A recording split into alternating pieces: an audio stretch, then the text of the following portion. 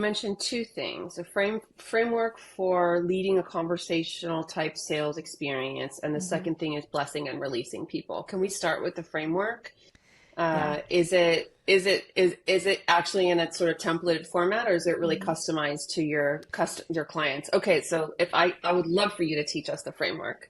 Okay, so I teach my signature framework for a sales conversation. I call it the selling staircase. It's the third book that I Okay. wrote. And the selling staircase is made up of 5 steps. And the reason I teach it as a staircase is because most of us understand the concept of a staircase. You go from one step to the next to the next. You don't stand at the bottom of a staircase and just hop up to the top step, right?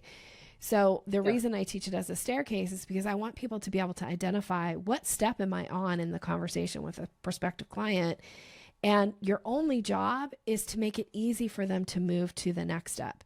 It's not to show up in somebody's inbox, word vomit all over them, and expect them to buy from you. That's skipping steps, right? So the 5 steps of the sales conversation: step one is introduction. The objective there is to make a powerful first impression. Sometimes that happens online, sometimes that happens on your website, sometimes that happens when you show up at a networking event, right? There's lots of ways to make a powerful first impression. Step two of the selling staircase is create curiosity.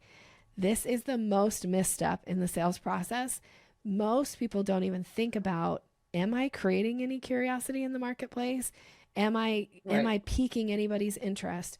So it's a really important thing to do, because if you don't know how to create curiosity, chances are you're talking to prospective clients, but you're not piquing that curiosity for them, so they don't go any further with it.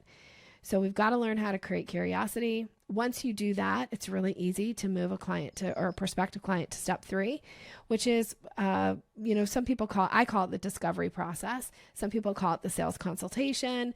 Whatever you call it doesn't matter. But the objective of that step is to really get a sense of what's the problem, or what's the need, or what's the solution this person is looking for.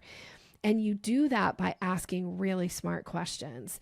And when you ask smart questions, you can lead somebody down the path to going like, hey, Hillary knows something that I would like to know, or she has a solution for me that would be interesting, or would help me, meet this problem, solve this problem, or meet this need.